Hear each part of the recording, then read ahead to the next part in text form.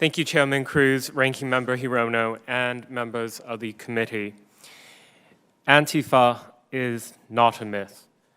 I have been reporting on its activities since 2016. Its threats to my family and me have proved all too real. As any good journalist knows, the most important stories are often those not being told. This story is not being told. The American public knows little about this violent insurrectionary group and its radical ideology. I made Antifa my beat, and that makes me a target. Its followers regard my reporting as a threat to their mission, so they use violence and intimidation to try to frighten me into silence. First, they tried to discredit me, falsely branding me as a white supremacist. I happen to be gay and the son of Vietnamese refugees, so that was surprising. Next, they threatened to kill me and hurt my family. They almost succeeded last year when they surrounded me in the middle of downtown Portland. I was beaten so badly that I was hospitalized for a subarachnoid hemorrhage. I still suffer from the effects of that injury. To this day, no one has been arrested. I'm apprehensive about speaking to Congress today, given that I'm a target. But I'm more afraid of the consequences of remaining silent. Unless we take action, what is happening in Portland today will soon be happening in cities across the country. What we've witnessed for more than 2 months in Portland are almost daily violent protests and riots led by Antifa. Even when they aren't starting fires, using explosives, and trying to maim officers, they leave threatening messages, such as decapitated pig heads outside the courthouse. Even after federal agencies agreed to pull back their visible presence starting July 30th, Antifa militants have attacked the Portland Police building in a residential neighborhood on multiple occasions. Unfortunately, too many in the media have chosen to ignore or downplay this extremism masquerading as racial justice. In Portland, the violence has been organized and led by the local chapter of the Youth Liberation Front, a shadowy Antifa organization with secret membership. The Youth Liberation Front has cells across the U.S. organized on social media sites like Twitter. They openly advocate for violent uprisings in Portland and elsewhere. To give one example, on July 25th, they called for national calls to action. Their followers obliged. We witnessed weekend street violence in Seattle, Oakland, Austin, Atlanta, Richmond, among other cities. There were multiple shootings, dozens of officer injuries, and even a homicide. I have worked undercover for months in Portland and other cities, and I've seen with my own eyes how hundreds of so-called protesters work together to carry out acts of organized criminality against government and civilians. Both violent and nonviolent participants play a role. For example, Antifa, by their own admission, depend on mass numbers of peaceful protesters to act as human shields. Those privy to the organizational workings are divided into units, one to monitor police movement, one for street medics, one for vandals and arsonists, and so on. They coordinate on encrypted chat applications like Signal because they are extremely difficult for law enforcement to monitor. Antifa has mastered the art of making its violence appear innocuous. For example, projectiles that look like water balloons can be filled with chemicals. Small slingshots can be used to project rocks, glass, and ball bearings into police lines. Umbrella tips can be fastened with discreet pocket knives. Powerful handheld lasers can cause serious damage to the eyes. Antifa and its allies have made rioting an art form in Portland. They have access to a rich stream of cash flowing from platforms like GoFundMe, Venmo, and Cash App. Any conspirator arrested in Portland is instantly bailed out and ready for the next night of violent protest. I come to you today with a message for senators of both parties. Antifa's goal is not only to abolish the criminal justice system, it is to bring down the republic itself. Burn it down, they say. But don't take my word for it. Go read their literature, listen to their chants, and look at their graffiti messages. Portland is a canary in the coal mine for America.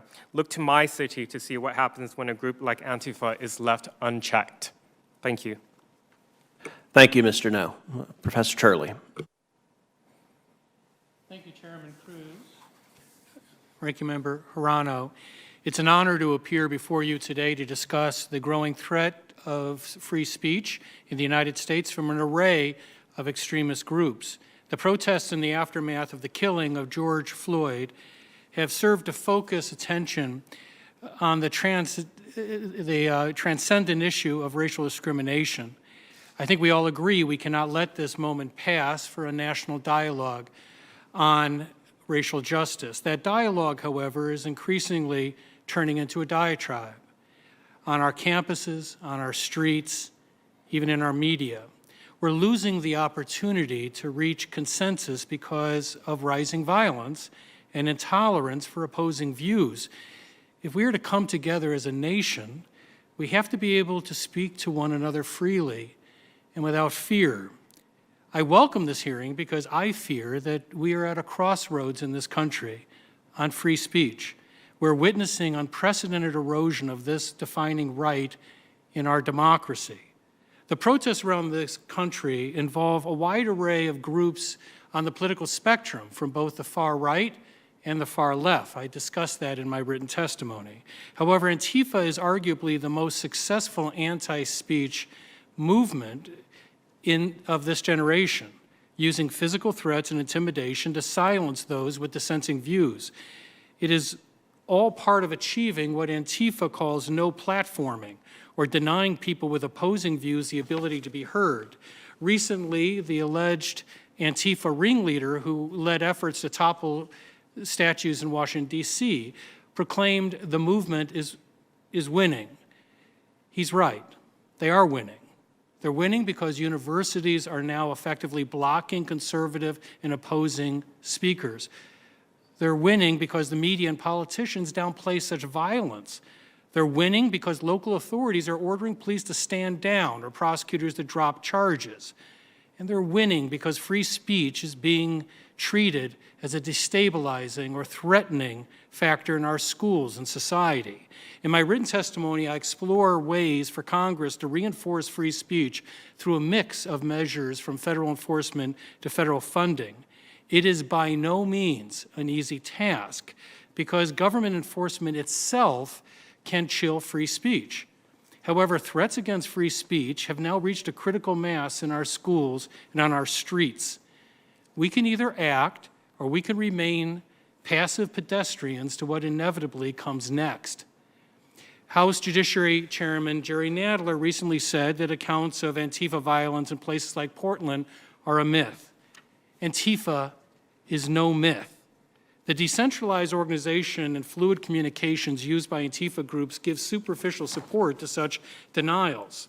Antifa trains members to remain anonymous. It's all here in the Antifa handbook, which explains the strategy of anonymity by mass to allow the offensive side of block tactics to flourish. Antifa was expressly founded as a movement at war with free speech, defining the right itself as a tool of oppression. That is also clearly stated in this handbook. The signature of the group is a self-righteous, rage-fueled violence that parallels fascistic groups that they claim to oppose. Tellingly, the Antifa handbook begins with the quote, "Fascism is not to be debated, it is to be destroyed." And fascism is a term that morphs into a wide variety of targets deemed unacceptable by Antifa, from capitalism to patriarchy to police. Antifa bears strong resemblance to groups that emerged in earlier periods of attacks on free speech, like the Red Scare. Simply replacing anti-communism with anti-fascism does not materially change the same anti-free speech purpose of these movements. The greatest threat to free speech in this country remains the original threat, silence. Silence kills free speech. It is the silence of professors who watch as their colleagues are threatened, harassed, or fired for voicing dissenting views.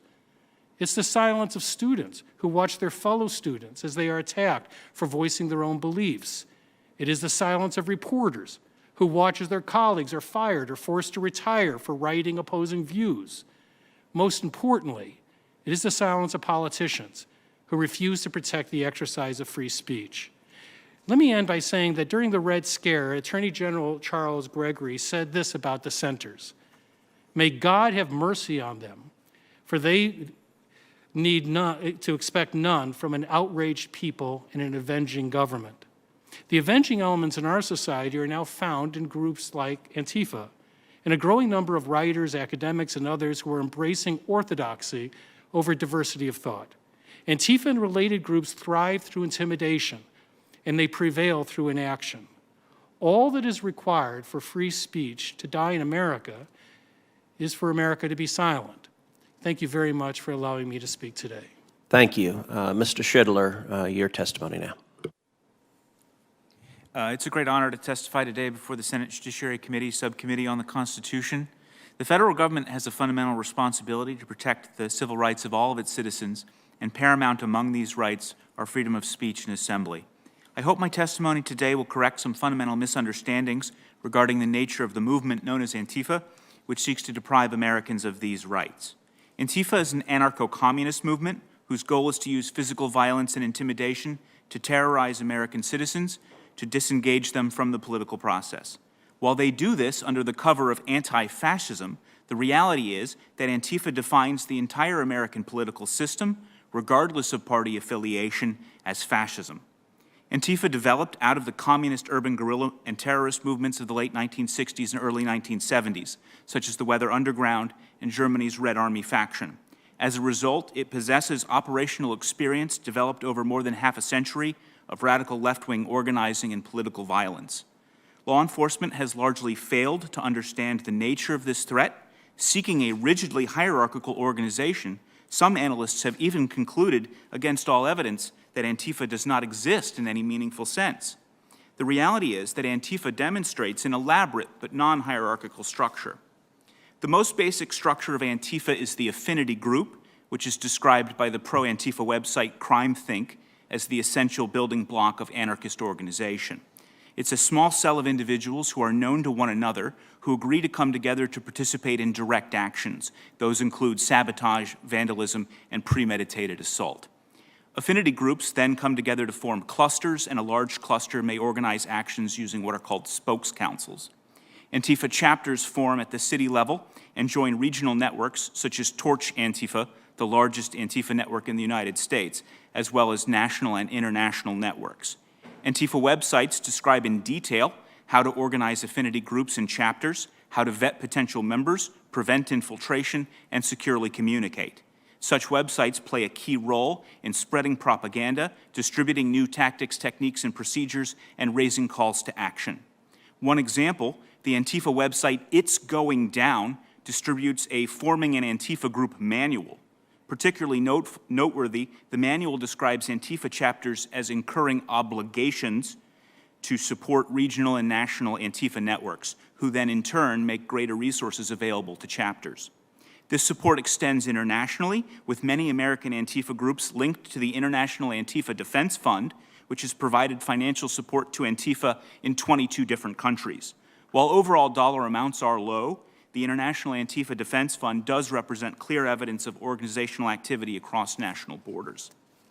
Antifa relies heavily on support organizations such as the Democratic Socialists of America, the International Workers of the World, Refuse Fascism, and the National Lawyers Guild, and in coordination with other protest organizations. It is not uncommon for Antifa to require outside groups to sign what are essentially memorandums of understanding to ensure that allies agree not to interfere with criminal activity in exchange for protection. In terms of financing, remember that terrorism is a low-cost form of warfare. The entire 9/11 plot costs less than $500,000, and even by al-Qaeda standards, Antifa's low-intensity violence is extremely cost-efficient. They use a variety of methods to fundraise, including crowdfunding technology. The International Antifa Defense Fund has so far raised more than $53,000 via the crowdfunding website Fundraiser. While some of these crowdfunding companies are officially content neutral, others are explicitly ideological and only facilitate Antifa and similar projects. Antifa chapters also raise funds through event admission fees, cash donations, and by selling merchandise at anarchist book fairs. And many of their needs are provided free of charge by their allied organizations. These provide armed and unarmed training for Antifa members at no or low cost, and support organizations cover most major expenses, such as transportation, bail, and lawyers' fees. Other organizations, such as RiseUp.net, provide chapters with free access to secure servers, communication tools, and computer applications. Far from being non-existent, Antifa possesses as elaborate a structure as any criminal conspiracy or terror group. Claiming that Antifa is too disorganized to understand should not be an acceptable excuse for law enforcement, federal, state, or local, to tolerate Antifa's private street war to overthrow the Constitution. Like their predecessors in the Weather Underground and Red Army faction, Antifa will continue to escalate its behavior unless it is checked. There will be more attacks, and rioting techniques will continue to grow in capability and in sophistication. Their cadres will grow, and there will be more autonomous zones for increased periods of time. And more Americans of all political persuasions will be terrorized. Thank you. Thank you to each of the witnesses for your testimony. Mr. No, let me start with you. Is Antifa violent, and what specific acts of violence have you personally witnessed? Yes, they're violent, and I'll start with what I witnessed was what happened to me on the 29th of June, 2019. That was a ostensibly anti-racist protest that was organized in downtown Portland. It involved Rose City Antifa, which is an organization. It involved the local chapter of the Democratic Socialists of America, and I came there with my GoPro and my iPhone to record, and I was beaten by a mob, people who use brass knuckles that were hidden under gloves, punching me repeatedly in the front, the top, and the back of my head. And then when I thought they were done, that was just the half of it. Next came all those milkshakes and other unknown liquids that were hurled at my face. And I know milkshakes can sound kind of cute as a protest, but really when they're thrown at force in your face, it's a viscous liquid. You can't see where to go. So that was one of my first experiences with their violence directly. Since then, I've seen numerous times in Portland. And is it right that you received significant injuries from that? Yes, a brain bleed from that. Please continue, I'm sorry. And I wasn't the only victim that day. There were 7 other people who were hospitalized. There was only one conviction related to another person who was assaulted, beaten on the head with a brick and a baton and other weapons. So Portland is the epicenter. It's been going on since 2016, really in response to the surprise election win of Trump. And what I see happening there is the local politicians have been sort of nurturing and allowing this extremism to go on. And that's why it's in the predicament that it's in now, where there's over 2 months of violent protests. And I see all these headlines talking about how things are peaceful now because the federal authorities are less visible. That's inaccurate. That's a falsehood. Yesterday and the day before, you know where the attacks happened? Instead of the federal court downtown, Antifa Black Bloc militants tried a new tactic. They attacked the Southeast Precinct in Southeast Portland.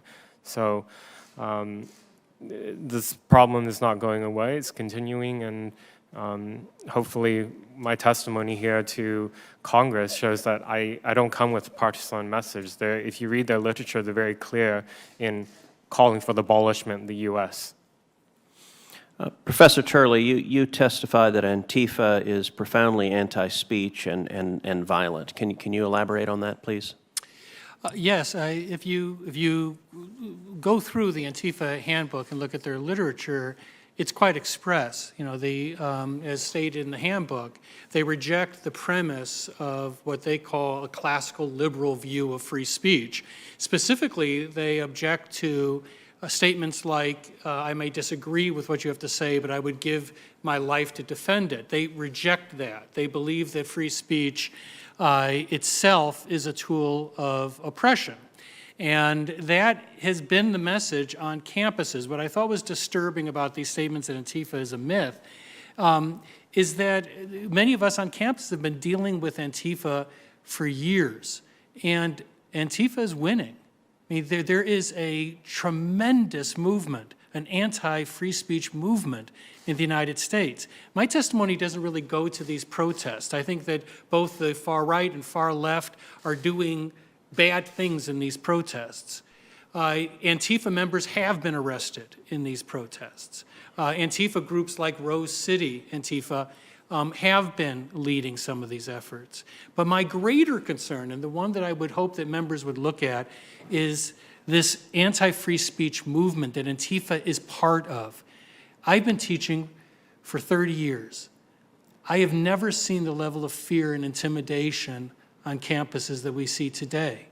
Faculty are afraid to speak out about issues. We can't have a dialogue about the important issues occurring today because there's a fear that you might be accused of being reactionary or racist. We've had law professors who've been physically attacked, have required police protection. That's the environment that we're developing. And for people that think that Antifa and groups like it can be allies, they don't know Antifa. And those of us who've been teaching on campuses can tell you about these groups. And the alarm that I have is because I'm watching my profession, the teaching profession, die with free speech. Administrators are not protecting academic freedom. Why should they protect free speech? We're seeing that many of these speakers are being prevented from speaking on campus under various theories. And the message is clear to faculty, it's clear to students. There's a new orthodoxy that you should not confront, and you certainly shouldn't disagree with. And I go through those details in my testimony. So, Professor Turley, I very much agree with you that we ought to be united in condemning violence from whatever ideological origin it comes from, whether right wing, left wing, or no wing at all. If you're committing violence against fellow Americans, that ought to be condemned, you ought to be arrested, you ought to be prosecuted, you ought to go to jail. I do think it is striking that in the entire course of this hearing, 7 Democratic senators spoke in this hearing. Not a single Democratic senator condemned Antifa. Not a one of them condemned Antifa's violence and terrorism. Do you think it is harmful that the sitting Attorney General of Minnesota, a Democrat, posed with the book you just held up in your testimony, the Antifa Handbook, gleefully modeling it? Do you think it is helpful for elected Democrats to be holding out a violent anti-speech organization like Antifa and acting essentially as apologists for it? Is that good for our democracy? You know, I criticized Mr. Ellison for that tweet. There are some Democratic politicians that have not only failed to denounce Antifa, but have actually, in that case, seemed to give it a shout-out. In that case, Mr. Ellison said that they would put the fear in the heart of Donald Trump. But what he doesn't see is that Antifa is putting the fear in the hearts of many people other than Donald Trump. If you go to campuses today, you will find more advocates for limiting speech than protecting it. They're winning. And when you see pictures like Mr. Ellison's picture with Antifa, it's very disturbing because Antifa is not coming after him. They're not even coming after Democrats. They're coming after Republicans, conservatives, and those of us in the free speech community. They're coming after us. But don't think we'll be the last ones. That's not how this works. Thank you, Professor Turley. Senator Hirono. I don't see how anyone can sit here with a straight face and say that Democrats, as though denouncing violent extremists of every stripe is somehow the purview of Republicans only. I don't see how anybody can sit here and accuse a group of that, because I would say, Mr. Chairman, that we all should be denouncing extremists of every stripe. And in my view, particularly from what I heard today, that there is more harm being done by white supremacists against, and not necessarily against government, but against people who represent minority groups. And Mr. Chairman, you obviously can invite whoever you want to this hearing, but I would like to record my concern regarding the presence of the Center for Security Policy at this hearing. The Center for Security Policy, CSP, is an organization that has been spreading anti-Muslim conspiracy theories. For example, CSP's founder, Frank Gaffrey, who has repeatedly demonized Muslims, has falsely claimed, quote, there is mounting evidence that the president, he's talking about President Obama, not only identifies with Muslims, but actually may still be one himself, end quote. He has spread a conspiracy theory that Muslim Brotherhood has infiltrated the American political sphere, which got him actually banned in 2011 from the annual Conservative Political Action Conference. And CSP has been criticized by Republicans and Democrats alike, and organizations that monitor extremist groups, including the Anti-Defamation League, has criticized CSP, and the Southern Poverty Law Center has designated CSP as a hate group. So I would like to register my concern that they are represented here.